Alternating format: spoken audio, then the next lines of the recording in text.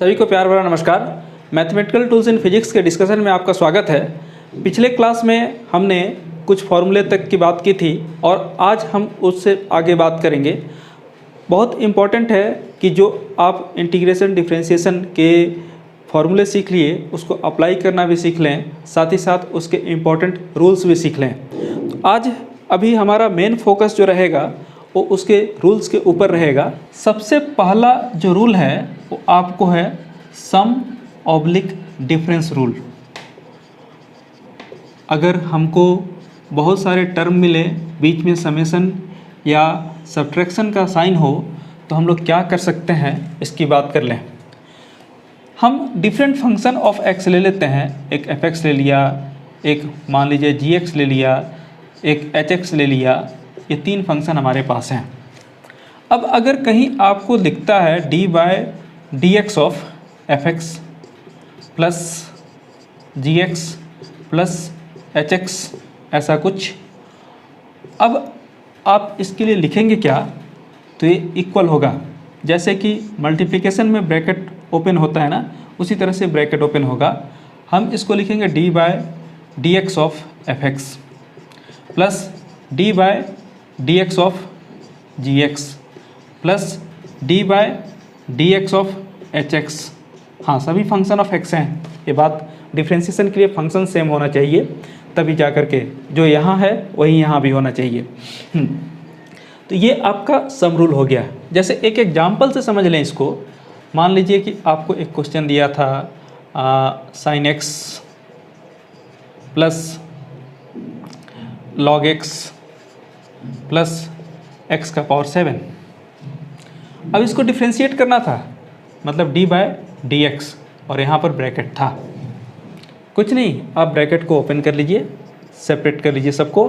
D by D x of sine x plus d by D x of log x plus d by D x of x to the power 7। Okay, अब जिसके differentiation आपको फॉर्मूले से direct मालूम है उसको तो लिख लीजिए। जैसे कि इसको डिफ्रेंशिएट करेंगे तो ये तो सीधे cos x हो जाएगा, इसको डिफ्रेंशिएट करेंगे तो ये 1/x हो जाएगा, और इसको डिफ्रेंशिएट करेंगे, आपको मालूम था x to the power n d by D x is equal to n x to the power n-1। यहाँ n के जगह पर 7 है, इसलिए 7 लिखेंगे। x तो एज इट इज है, और फिर से n की जगह पर 7-1। यहाँ पर ये आपको हो जाएगा cos x plus 1/x plus यहाँ पर 7x का पावर 6। ये रिजल्ट आ गया।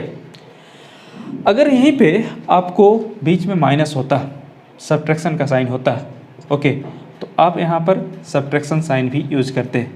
ऐसे केस में हो सकता था कि आपको क्वेश्चन में यहाँ पर सब्ट्रैक्शन देता। कोई दिक्कत नहीं है, bracket as it is open होगा और बस साइन चेंज हो जाएगा, रिजल्ट आपको आ जाएगा। ओके, तो अब इसीलिए इसको एक ही रूल्स के साथ समेट दिया गया है, सम ऑब्लिक डिफरेंस रूल। सम ऑब्लिक डिफरेंस रूल का मतलब क्या है, अगर यहाँ प्लस है तो यहाँ भी प्लस होगा, अगर यहाँ माइनस है तो माइनस होगा। तो ये प्लस माइनस जो भी साइन रहे उसके अकॉर्डिंगली हम लोग को डिस्कस करना पड़ता है। तो ये आपको first rule I hope clear होगा। फर्स्ट रूल के बाद हम सेकेंड रूल की तरफ बढ़ते हैं। ये है आपको कांस्टेंट मल्टीप्लिकेशन रूल। अगर कहीं कांस्टेंट मल्टीप्लाई है तब रूल में क्या होगा उसकी बात कर लें। तो कांस्टेंट मल्टीप्लिकेशन रूल में इफ़ आपके पास ये कंडीशन हो कि एक कांस्टेंट c है और यहाँ पर fx है और इसको डिफ्रेंशिएट करना है, कुछ नहीं, कांस्टेंट को बाहर कर लीजिए, means c d by D x of fx। Okay, जैसा कि एक एग्जांपल से समझ लें। यहाँ पर आपके पास कोई एक क्वेश्चन होता जिसमें यहाँ 9x का पावर 6 होता, ओके, और इसको डिफ्रेंशिएट करना है। 9 कांस्टेंट है, बाहर कर लीजिए, ये 9 d by D x of x to the power 6। अब फिर से एक्स टू द पावर 6, जैसा कि फॉर्मूला आपको याद करना होगा, ऐसा है तो n x to the power n-1। यहाँ भी देख लीजिए, n की जगह पर 6 है तो into 6 x to the power 6 minus 1, n की जगह पर 6 है इसलिए, तो ये हो गया 54 एक्स टू द पावर 5, ये आंसर। तो इस तरह से अगर कहीं कांस्टेंट मल्टीप्लाइड है तो आप ऐसा कर सकते हैं। ऐसा भी हो सकता है कि कांस्टेंट के अलावा दो फंक्शन मल्टीप्लाइड हों। ओके, तो इसको हम लोग तीसरे नंबर पे रखते हैं प्रोडक्ट, है ना, या इसी को मल्टीप्लिकेशन रूल बोलते हैं। प्रोडक्ट या मल्टीप्लिकेशन रूल में दो फंक्शंस रहेंगे, जैसे कि यहाँ पर आपके पास एक फंक्शन f(x) है और दूसरा फंक्शन g(x) हो। हाँ, रूल 2 एट ए टाइम के लिए ही है, 2 से ज़्यादा भी मल्टीप्लिकेशन हो सकता है, बारी बारी से आपको करना पड़ेगा। सुविधा के लिए आप f(x) को u मान लीजिए और g(x) को भी मान लीजिए, सुविधा के लिए। हाँ, फंक्शन ऑफ x हैं अपनी, क्योंकि फॉर्मूला में बहुत ज़्यादा टर्म रहेंगे तो आपको याद करने में सहूलियत नहीं होगी। अपनी सहूलियत के हिसाब से हमने उसको लिख लिया, क्या, d/dx of u into v, d/dx of u into v। देखिए इसका रिजल्ट क्या लिखेंगे, तो इसके रिजल्ट को लिखने की बात करें, पहले हम v लिखते हैं, du/dx, बीच में प्लस, और अब लिखेंगे u dv/dx। ओके, इतना इस फॉर्मूले में टर्म है। जैसे कि अभी आपके पास सपोज कर लीजिए कि एक ऐसा होता x टू द पावर 6 था, साथ में sin x, दो डिफरेंट फंक्शंस आपके पास हैं और अब आपको डिफ्रेंशिएट करना है। देखिए u के जगह पर क्या है, तो x टू द पावर 6 है, v के जगह पर क्या है, तो sin x है। बस अरेंज कर दीजिए फॉर्मूले में, रिजल्ट आपको आ जाएगा। पहले मैं बोल रहा हूँ कि v को बाहर निकाल लीजिए, मतलब sin x यहाँ बाहर हो गया, d/dx ऑफ u मतलब x टू द पावर 6 हो गया, प्लस अभी u को बाहर निकालिए, means x to the power 6 को, और d/dx ऑफ sin x कर लीजिए। ऐसे केस में आपके पास जो रिजल्ट होगा, यहाँ तो sin x हो गया और अभी आपने इसका इंटीग्रेशन किया, डिफ्रेंशिएशन किया था, ये 6x टू द पावर 5 था, प्लस ये x टू द पावर 6 और साइन का कितना होता है, cos x। अच्छा, ये x और ये x मल्टीप्लाई मत कीजिएगा, ये फंक्शन के साथ है और ये अलग है, इसीलिए आप इसको ऐसे लिख लीजिए ताकि कन्फ्यूजन ना हो, नहीं तो हो सकता है कन्फ्यूजन में कुछ गलत कर दें आप और ये आपको रिजल्ट आ गया। ओके, ये बात हो गई प्रोडक्ट की। अगर मान लीजिए कि यहीं पे प्रोडक्ट के बाद आपके पास डिवीज़न होता, हाँ एक बात और, डिवीज़न के रिजल्ट को क्या बोलते हैं, थोड़ा सा ध्यान देंगे। तो अगर आपको डिवीज़न के रूल की बात करनी है, ओके, इसी को हम लोग कोसेंट भी बोलते हैं, तो कोसेंट रूल की बात करें तो वैसे केस में हमारे पास जो दो फंक्शन होंगे वो आपके पास क्या होगा, एक तो f(x)/gx, दो फंक्शन हैं, इसको आप u/v लिख सकते हैं। अच्छा देखिए, पिछले केस में जब आपका सम था तो इस टर्म को पहले लिखते या इस टर्म को पहले लिखते कोई फ़र्क नहीं पड़ता, लेकिन हमने पहले इसी टर्म को रखा, बाद में इस टर्म को रखा, उसके पीछे भी एक उद्देश्य था, एक पर्टिकुलर एम था, और एम ये था कि आपको बार बार मेंटल सेट चेंज नहीं करना पड़े, है ना। अब ऐसे केस में हमको सबसे पहले क्या लिखना है, यहाँ पर v² और यहाँ बीच में जो प्लस था वहाँ माइनस, फार्मूला बन गया। हमको अपने से सेट करना होगा कि फार्मूला हम कितनी सहूलियत से याद करें, फार्मूला कितनी आसानी से याद करें, हमारी सहूलियत दूसरा कोई नहीं देखेगा। ओके, इसीलिए फार्मूले को अरेंज करके रखिए, सिस्टमेटिक रखिए, ताकि आपकी सुविधा और सहूलियत दोनों ही अच्छी लेवल तक रहे। ओके, अब चलिए यहाँ तक तो बात कर लिया आपने। अब जैसे इसी फंक्शन की बात करें, हम अगर यहाँ पर लिख लेते क्या, x to the power 6/sin x, तो अब रिजल्ट में क्या चेंज होता, इतना तो हमको लिखना ही पड़ता, बीच में हमको माइनस लिखना पड़ता और नीचे में हमको v मतलब sin x का होल स्क्वायर लिखना पड़ता। तो जो रिजल्ट आता ऐसा आता और डिवाइडेड बाय आपको sin² x होता। ओके, ऐसा दो टर्म को सेपरेट करके भी लिख सकते हैं और इसी को अरेंज करके लिख लें तो 6 x to the power 5 sin x minus x to the power 6, चाहे तो x का टू द पावर 5 को कॉमन भी ले सकते हैं, वो मैथमेटिकल सिंपल ऑपरेशन है जिसके लिए दिक्कत नहीं। आज मेन उद्देश्य है आपको थोड़ा सा डिफ्रेंसिएशन सिखा लेना एलोंग विथ द रूल। ये आपको फोर्थ रूल था और फोर्थ रूल भी आपका हो गया, fourth rule quotient rule. Okay, fourth के बाद जो अगला रूल है वो काफ़ी इम्पॉर्टेंट रूल है। इस रूल को हम लोग चेन रूल बोलते हैं। जैसे हमको कोई चेन बनाना है तो इस तरह का लिंक आपको दिखेगा, बार बार ऐसा कुछ एक कड़ी दूसरे के साथ जुड़ी होती है।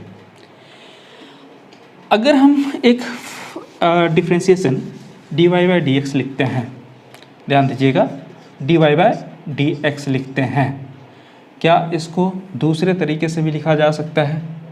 चलिए हम इसको दो पार्ट में करके लिखते हैं। यहाँ पर dy by d u into d u by d x. देखिए हमने यहाँ पर एक चेन क्रिएट करने की कोशिश की ताकि दोनों बंध जाए। अगर ये दोनों कैंसिल करेंगे तो फिर से वापस dy बाई डी एक्स ही हो जाएगा। ओके, आप चाहते हैं कि नहीं और इसको बड़ा किया जाए, आप जितना चाहेंगे उतना बड़ा कर लेंगे। तो आप यहाँ पर dy बाई डी भी into d v by d u into d u by d x कर लीजिए। अब देखिए एक चेन यहाँ था, दूसरा चेन यहाँ बन गया और इस तरह से ये आपस में एसोसिएट हो गए इस तरह से।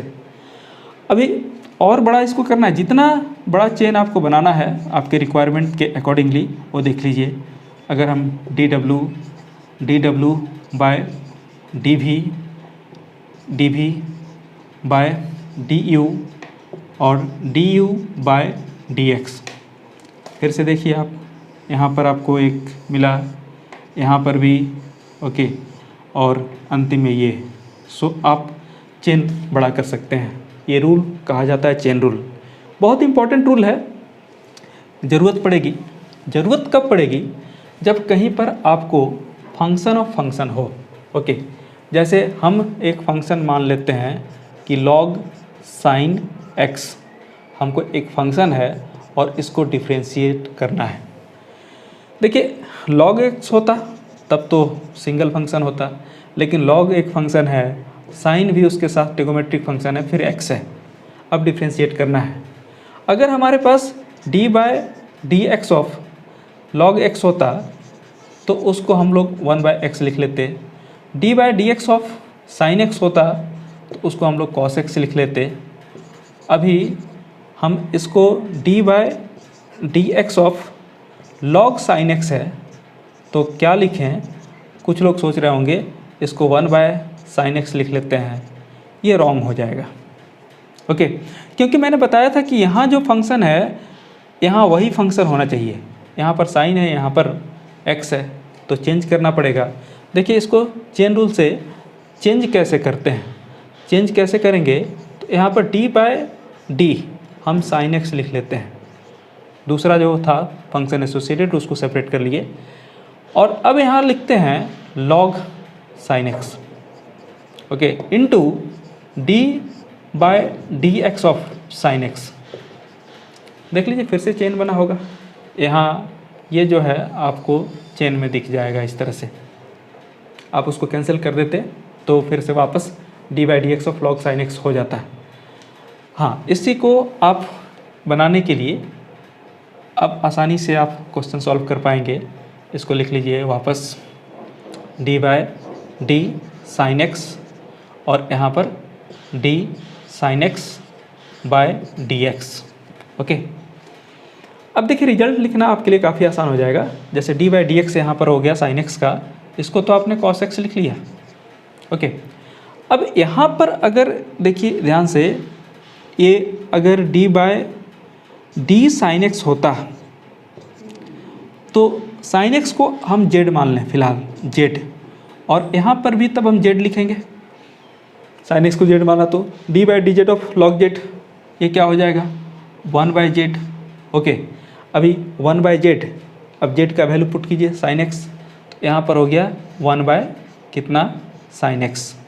ओके, ये रिजल्ट काफ़ी अच्छा रिजल्ट आया। cos x divided by sine x is equal to एक लाइन में tan x। ओके, सो आसान हो गया आपके लिए चेन रूल अप्लाई करने के बाद। तो ऐसे बहुत सारे एग्जाम्पल होंगे जिसमें हमको चेन रूल की ज़रूरत पड़ेगी और चेन रूल अप्लाई करना पड़ेगा। इस रूल को थोड़ा सा सावधानी से और इम्पोर्टेंस दे करके सीख लीजिएगा। चलिए आगे चल करके हम लोग रूल्स ऑफ इंटीग्रेशन भी सीख लेते हैं। रूल्स ऑफ इंटीग्रेशन में एक चीज़ जान लें कि चेन रूल टाइप का रूल नहीं होता, और दूसरा चीज़ वहाँ पर आपको डिवीजन का भी रूल नहीं होता। प्रोडक्ट रूल है ना, इंटीग्रेशन बाय पार्ट में आ जाता है, और उसके अलावा समेशन रूल, डिफ्रेंशिएशन रूल और कांस्टेंट रूल एग्जिस्ट करते हैं, जिसमें सम रूल और साथ ही साथ कांस्टेंट मल्टीप्लिकेशन रूल ये काफ़ी इंपॉर्टेंट हो जाता है। बाद बाकी मैथमेटिक्स में ज़्यादा प्रैक्टिस की ज़रूरत पड़ती है। फिजिक्स के लिहाज से सबसे पहला हम जो देखेंगे वो सम ऑब्लिक डिफरेंस रूल। सम ऑब्लिक डिफरेंस रूल में करना क्या है, यहाँ पर फिर से आपके पास दो फंक्शन हैं। मान लीजिए कि इंटीग्रेशन एफ एक्स इंटू एक और function F x plus g x, दो ही ले लीजिए, दो से ज़्यादा होगा तो फिर आगे एक्सटेंड कर लेंगे, ऐसा है। तो इसको आप लिखेंगे integration F x D x, यहाँ पर डी एक्स रहेगा, प्लस इंटीग्रेशन, इधर से इंटीग्रेशन आएगा, उधर से डी एक्स मल्टीप्लाई होता जाएगा, और ये आपको जी एक्स डी एक्स ऐसा कुछ हो जाएगा। ओके, जैसे कि आप मान लें कि आपके पास इंटीग्रेशन में एक है क्या एक्स स्क्वायर प्लस है ना साइन एक्स मान लेते हैं, और इसका इंटीग्रेशन दिया हुआ है डी एक्स के रेस्पेक्ट में, इंटीग्रेट करेंगे। दो पार्ट में इंटीग्रेशन होगा।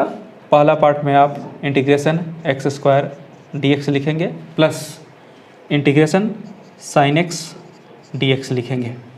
पहले पार्ट का इंटीग्रेशन फर्स्ट रूल से होगा। फर्स्ट रूल आपको जो था क्या था, integration X to the power N D x is equal to X to the power N plus one divide by N plus one plus C. तो यहाँ पर आप देख लीजिए, ये x तो ठीक है, n की जगह पर 2 plus one divided by 2 plus one, और यहाँ पर कांस्टेंट प्लस हो जाएगा। फिर दूसरे पार्ट का जो इंटीग्रेशन करेंगे साइन एक्स का, वो आपको माइनस कॉस एक्स होता है, एंड साथ ही साथ प्लस सी।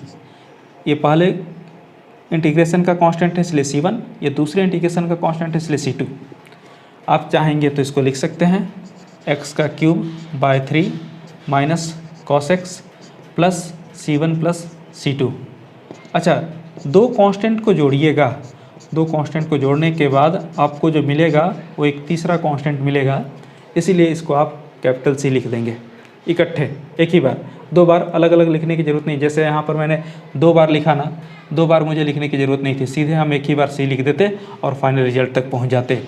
ओके, ऐसे जितनी बार इंटीग्रेशन करेंगे उतनी बार कांस्टेंट आएगा, बट कांस्टेंट ऑफ इंटीग्रेशन अगर बहुत सारे फंक्शंस हैं तो उसमें हमको क्या करना है, लास्ट में एक ही बार इकट्ठे जा कर के ऐड कर लेना है।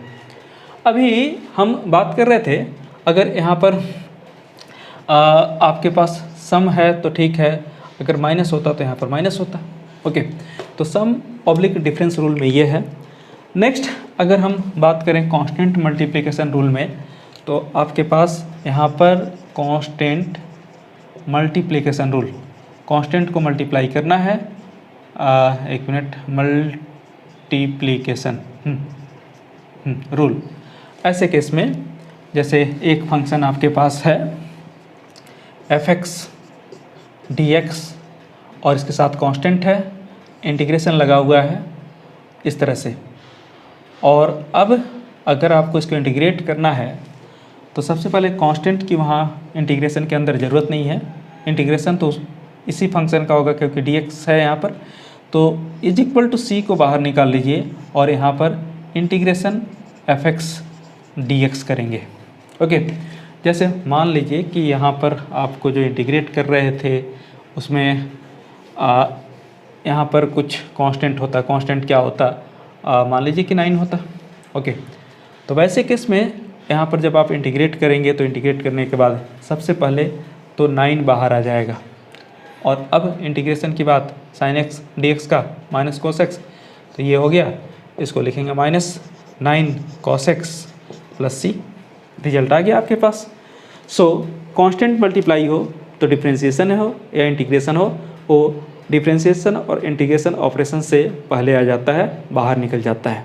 चलिए इसके बाद आपको एक बहुत ही इंपॉर्टेंट कॉन्सेप्ट बताते हैं, बहुत ही इंपॉर्टेंट इसलिए क्योंकि ये कॉन्सेप्ट बार बार आपको मिलेगा। ऐसा है कि आपको कोई फंक्शन दे दिया x⁻³ + 5 और इसको डिफ्रेंशिएट करने के लिए बोला।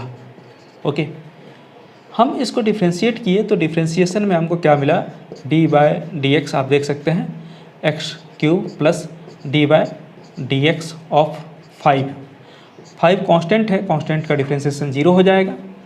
और यहाँ पर ये जो डिफ्रेंशिएट होगा तो डिफ्रेंशिएट होने के बाद से हो जाएगा 3x⁻², यानी सीधे सीधे आ गया आपको 3x⁻²। अब देखिए इंटीग्रेशन डिफ्रेंशिएशन का इन्वर्स प्रोसेस है। अगर हम यहाँ पर 3x⁻² को इंटीग्रेट करते तो हमको वापस वो आ जाना चाहिए था। अब इंटीग्रेट करते हैं, 3 कांस्टेंट है, बाहर हो गया x⁻² और यहाँ पर इंटीग्रेशन क्या dx, ये 3 कर लीजिए x⁻² + 1/2 + 1, तो यहाँ पर आपके पास आ गया 3 कट जाएगा x³ लेकिन ये जो था आपको x³ + 5 था और ये जो है सिर्फ x³ आया, मतलब यहाँ तो 5 का लॉस हो गया। दैट इज वाई कि कोई चीज़ का लॉस नहीं हो, इन्वर्स प्रोसेस हो तो उसमें लॉस नहीं होता है। ऑलवेज इंटीग्रेशन करने के बाद हम एक कांस्टेंट देते थे, c लिखते थे। अब c का पता डिफरेंट ऑपरेशन से चलेगा, अभी कांस्टेंट c है, बार बार हम c लिख रहे हैं। c क्या है ये नहीं जान रहे हैं हम c के बारे में श्योर नहीं हैं, अनसर्टेन हैं, इनडेफिनिट हैं।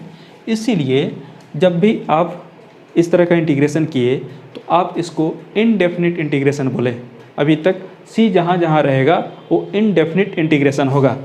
और अब अगर बात आप करेंगे इंटीग्रेशन का इम्पोर्टेंट एक कॉन्सेप्ट की, अगर आपको डेफिनिट होना है तो आपको क्या करना होगा, डेफिनिट इंटीग्रेशन। इसके लिए एक और बात बताते हैं, इंटीग्रेशन मतलब ऐड करना होता है हर चीज़ में। जैसे आपको एक फंक्शन हो गया f(x) और dx, इसको इंटीग्रेट करना था। ऑब्वियस है कि वो भी फंक्शन ऑफ, बड़ा फंक्शन ऑफ x आता इंटू यहाँ पर dx आता, सॉरी प्लस c आता। ओके, ये रिजल्ट आ जाता है। अभी c अननोन है, नहीं मालूम है। अब इसको रिजॉल्व करने के लिए क्या है, तो एक एग्जांपल समझिए। मान लीजिए कि किसी ने आपको गुस्से में बोल दिया, अक्सर पापा बोलते हैं या कोई और बोलता है, घर से भाग जाओ। आप भी गुस्से में निकल गए, रेलवे स्टेशन पहुँचे, वहाँ पर आपको ट्रेन मिली, चले गए दिल्ली। दिल्ली में आपको प्लेन मिला, बिना फेयर के ही बैठ गए, पहुँच गए नासा में आपको एक स्पेसशिप जा रहा था, चलिए उसमें भी बैठ गए, पहुँच गए स्पेस में। और स्पेस से आपको कोई UFO मिला, जिससे हो सकता है आप पैरेलल यूनिवर्स में जाने की बात कर रहे थे, पैरेलल यूनिवर्स में चले गए, चलते गए।